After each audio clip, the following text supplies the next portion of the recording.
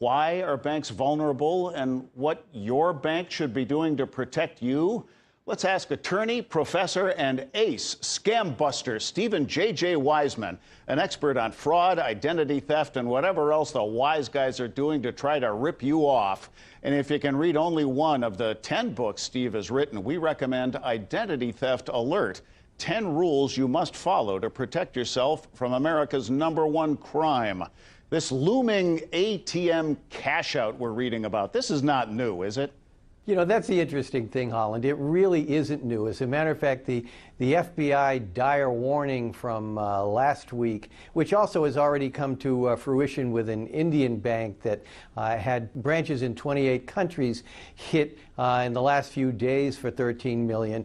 But Interpol was warning about this a year ago, and we really have had a rash. $1 billion worth has been lost to cyber bank robbers since about 2013. So it's becoming more sophisticated. They're great. They're really like Ocean's 11 movies, but we're going to see a lot more of it in the days, and I do mean days, not just weeks, days ahead. People are shocked when I tell them I have never used an ATM machine because of stuff like this. So why are banks vulnerable, and how is it that the wise guys jump the firewall? One of the problems is these ATM networks are still largely using the Windows XP operating system, which hasn't been updated by Microsoft in years. So you have all kinds of outdated, outmoded kinds of software being used by banks, particularly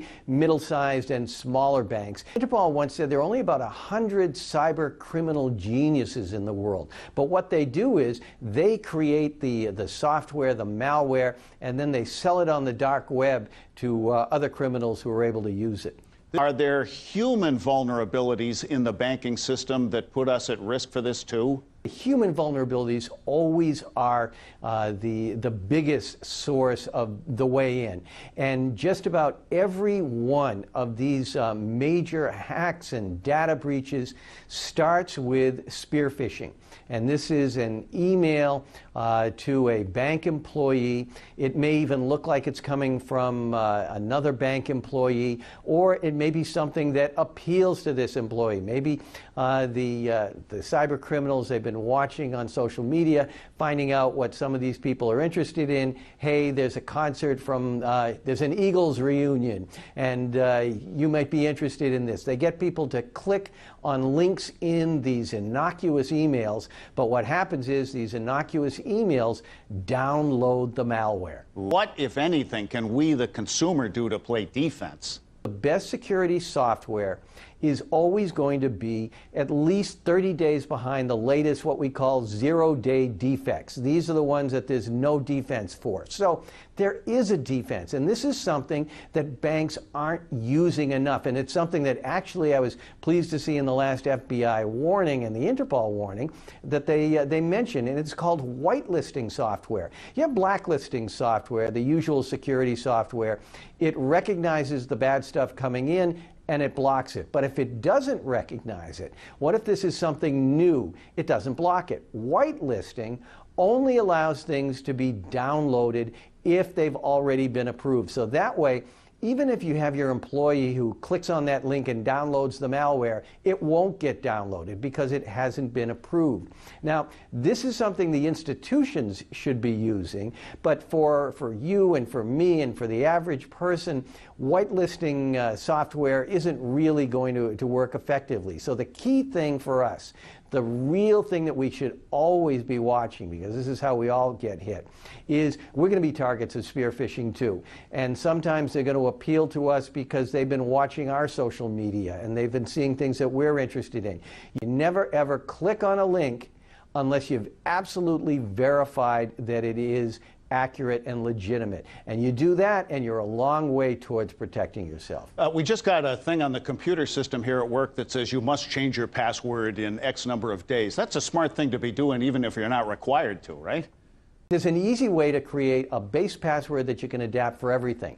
You take a phrase, I don't like passwords. That's your base password. Add a couple of exclamation points, nice strong base. Then you make that, you adapt that to each account. So your Amazon account could be a password of, I don't like passwords, 2 exclamation points, AMA. Wow. That'll be something that you can remember and distinct. What a cool idea. Hey, I got a couple of minutes left, but I got to ask you about something I've seen on scamicide.com. Back to school time soon upon us, and scamsters are about to pounce on students of all ages, correct? Children are 51 times more likely to be targeted for identity theft than adults because a child's clean credit report is something that can be adapted by an identity thief. If you've got kids in school, you got to learn something called FERPA, the Federal Educational Rights Privacy Act.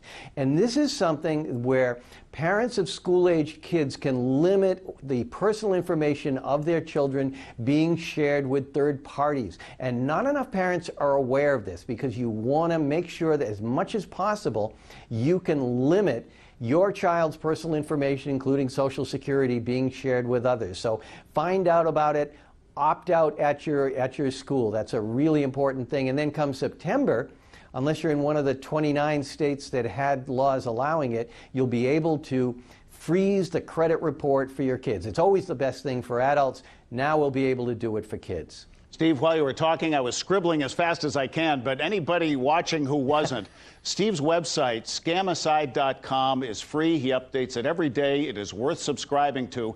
As always, thank you, ace scambuster, attorney and professor Steven J.J. Weisman.